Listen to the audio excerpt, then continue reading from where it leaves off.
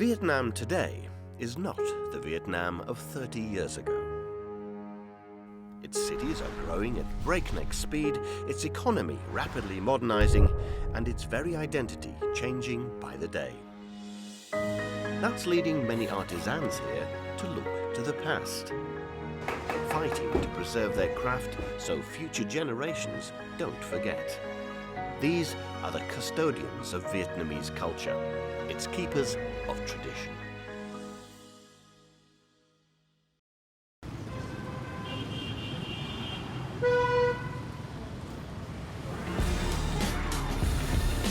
The unmistakable din of Vietnam's capital. A chaotic symphony of beeps, spikes and breaks that plays out day and night anywhere you go in this growing city of some 7 million people. And then there's this. Soft, subtle, but iconic Hanoi just the same. Many call it the soul of Vietnam, and craftsmen here are racing to save it.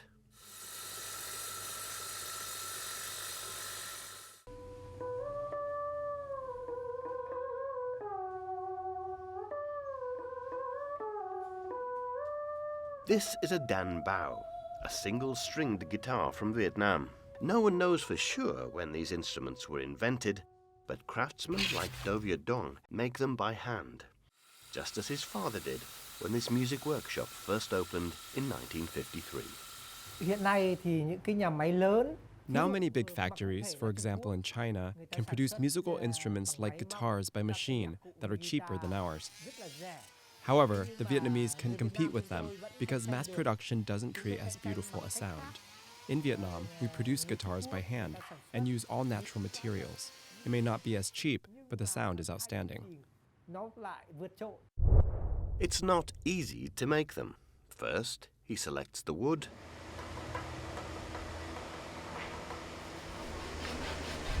the guitar is then shaved and shaped.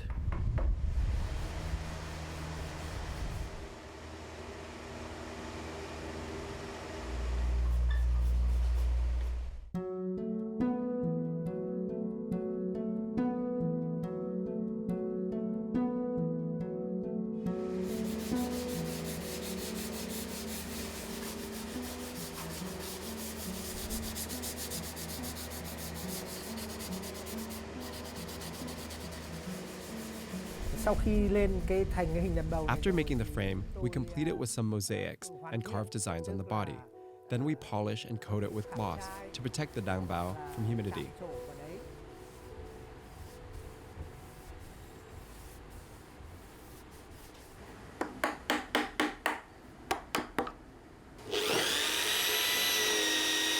The entire process can take a full month, which is why this job isn't for everyone. Dong's father did it too, but his son may not. I'm concerned about whether or not the younger generation is still interested in doing this work. So I want to preserve it. That's why I'm trying to pass along my passion to the younger generation, like my son, in the hopes he continues with the family's craft. There are other, more traditional ways to do it too.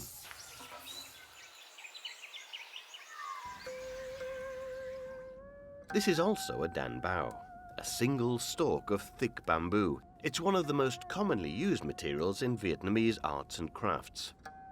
You see it in baskets, lampshades, even in the most unexpected of places. These guys take bamboo art to a whole other level.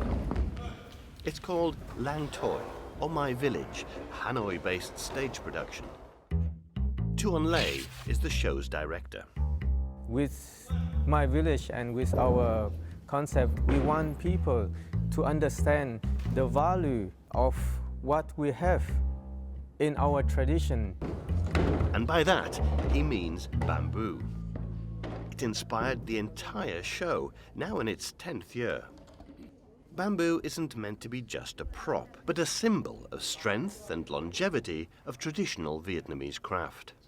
I take the tradition as the foundation for my creativity.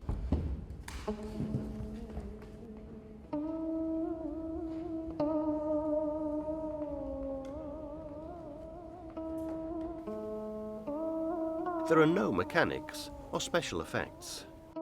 Just new age circus techniques this former professional juggler learned while living in Europe as a teen. The 42-year-old also worked with Cirque du Soleil. I use acrobats to write the story that doesn't need to be translated.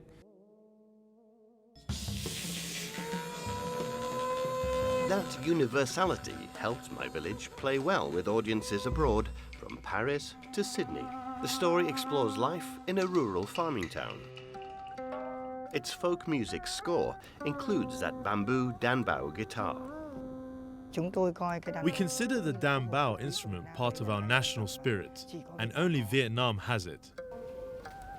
Vietnam has a long cultural history of music and dance performances, though this type of circus is relatively new. That appeals to young acrobats like Ding Thi Loan. She grew up as a farmer in a village similar to that one set on stage. Modern performances, like this one, are becoming more and more popular in recent years. It attracts many young people who all want to be involved.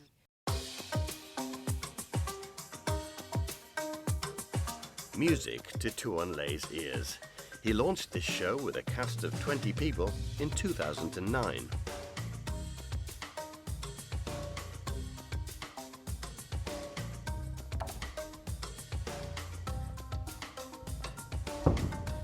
The company now has over 200 musicians and performers playing in over 700 shows across Vietnam each year. I think we still continue to develop more projects here in the country, and who knows, maybe we will expand it to Southeast Asia.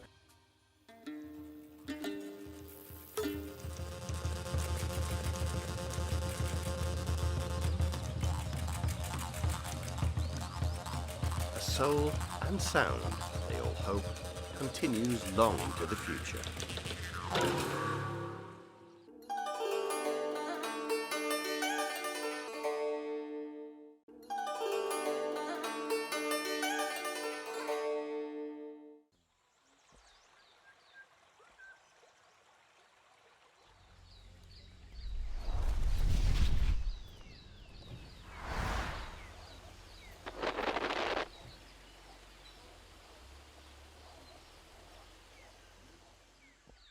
The northern highlands of Vietnam, some of the most beautiful landscapes in all of Southeast Asia. With endless emerald green layers of terraced rice fields and fresh mountain air. That's what first drew French colonials to this town, Sapa, in the 20th century, an escape from the heat of Hanoi summers. It's still a destination for nature-seeking modern travellers, but not just because of the weather. Many come to explore the unique cultural traditions of the ethnic minorities living here, their language, food, and clothing. The town's central market is a good place to see that. Bags, skirts, tapestries, all of it hand-stitched at workshops like this one.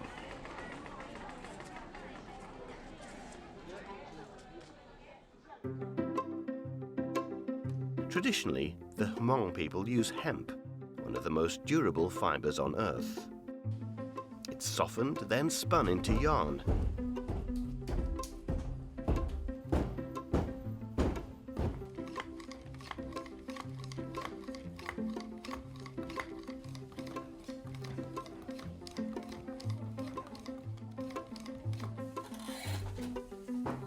That's then added to an old wooden loom and woven into fabric.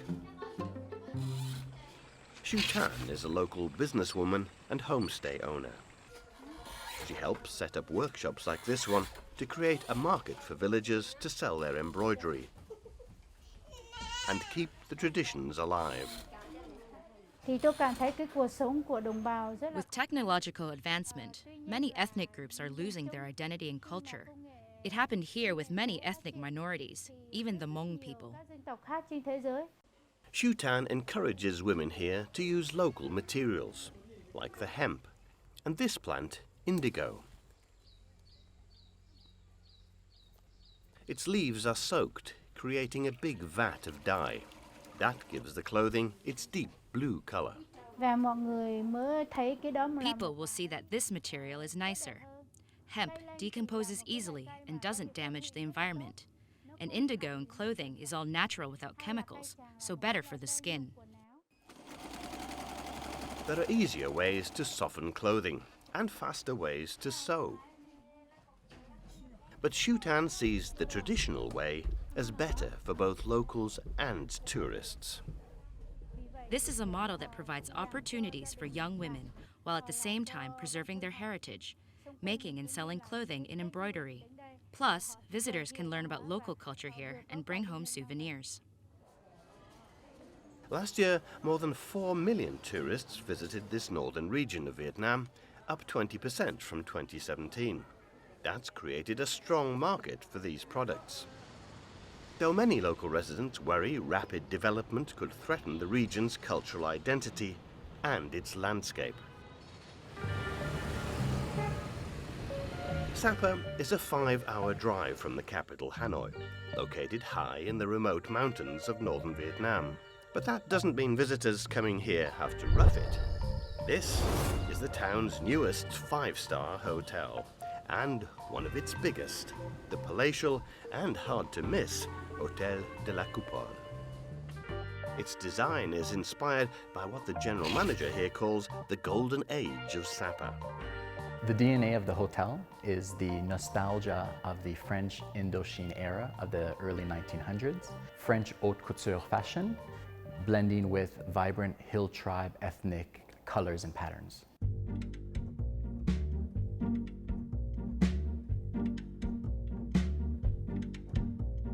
That's why they use locally made cotton embroidery on staff uniforms and display ornaments like these, inspired by Hmong jewelry. Then there's the wow factor. From the indoor swimming pool to each of the 249 luxury rooms. Our presidential suite has a dining table for 8. The pièce de résistance is the master bedroom that has a front valley-facing balcony with Sapa Valley views.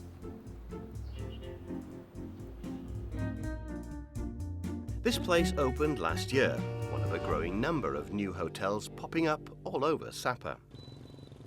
In 2010, there were around 400 hotels here, mostly smaller homestays.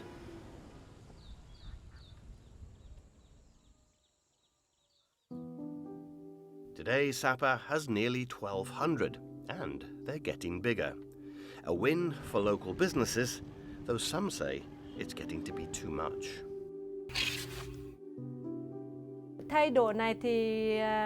Most visitors come here to see the life in the villages and the culture of the ethnic minorities, so they won't like it if we destroy nature in the villages.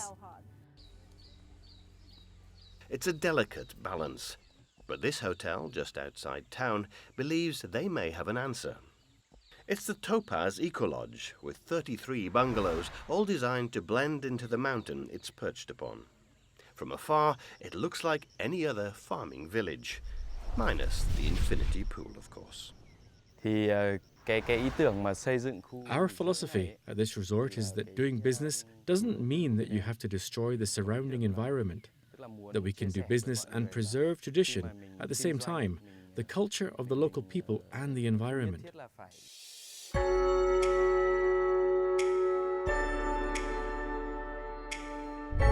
The Hôtel de la Coupole is also hoping to strike the right balance. It hires most of its workforce locally. With the development of tourism, as an operator, we really want to educate our guests so that they respect the environment, they respect the local cultures that they might be meeting for the first time. And on the other side, we do want to work with the locals and the local community about how to preserve that culture and preserve their uniqueness. And create new opportunities to help safeguard everything that makes Sapa unique.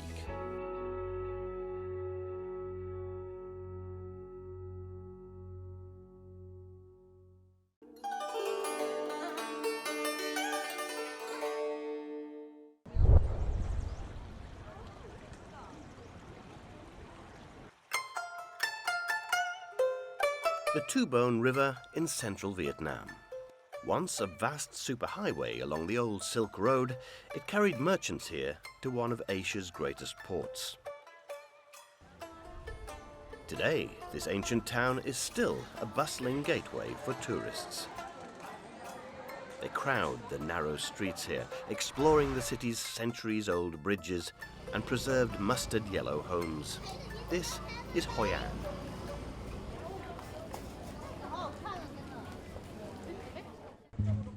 The most famous handicraft sold in Hoi An is an enduring symbol of Vietnam itself. Bright, colourful lanterns. You see them everywhere.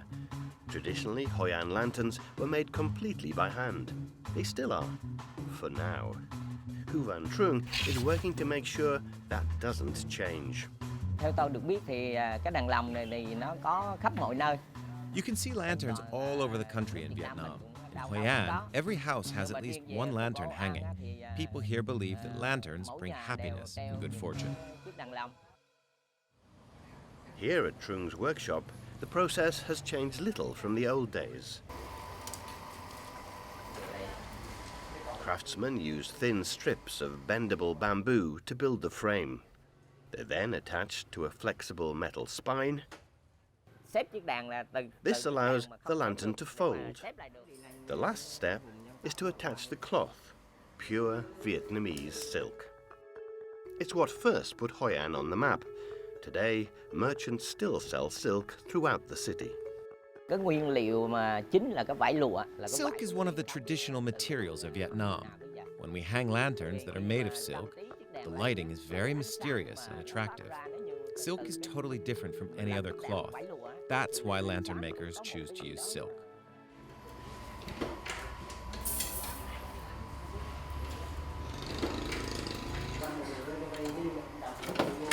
Trung's craftsmen make over 200 lanterns a day. Business, he says, is great. But there are cheaper alternatives. Like the mass-produced Chinese lanterns Trung first saw on the local market 8 years ago. When you hang one of those lanterns, made from plastic or metal, they're not nearly as beautiful as the lanterns made here in Hoi An. Trung isn't worried by Chinese imports. He does wonder about the future of his handmade craft.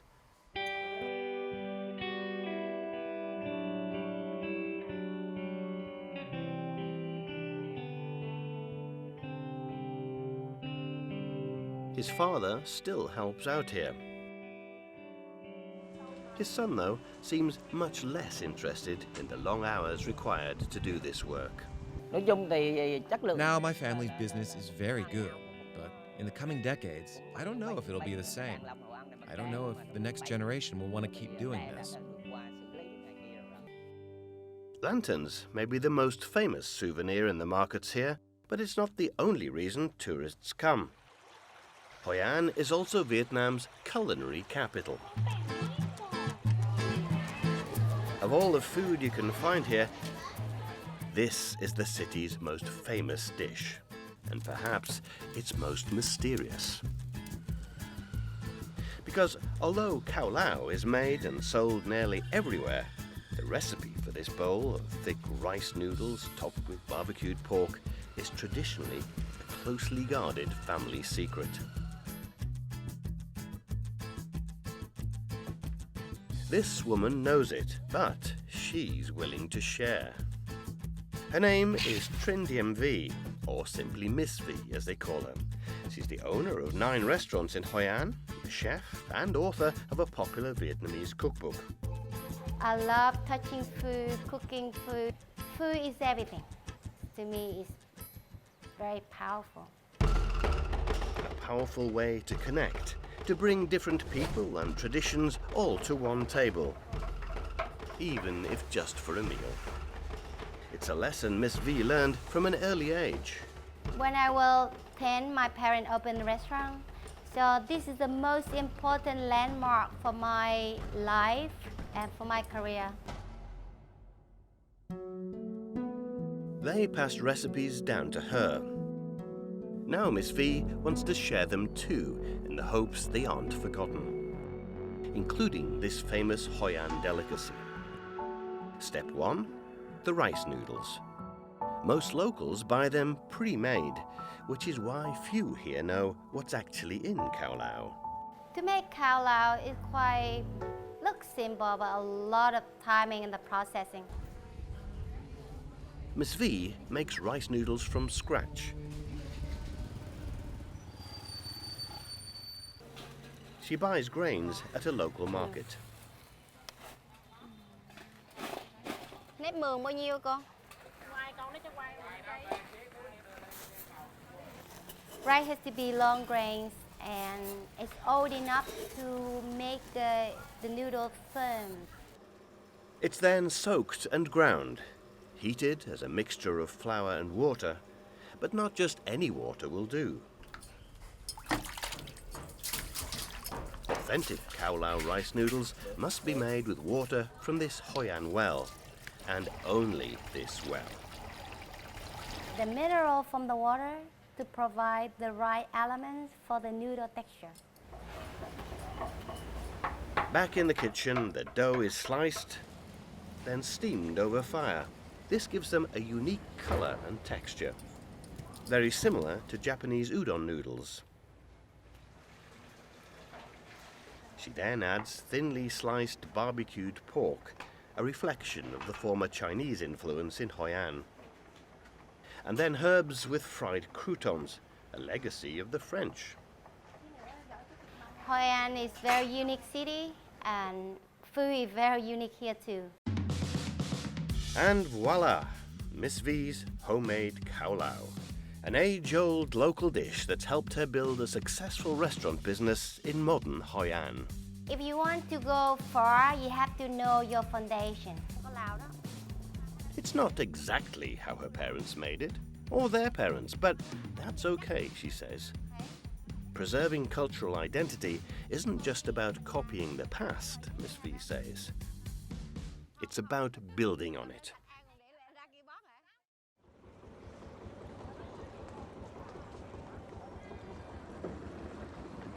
As the sun sets in Hoi An, the lanterns light up. A symbol not just of Vietnamese heritage, but the craftsmen, chefs, and artists racing to keep it alive.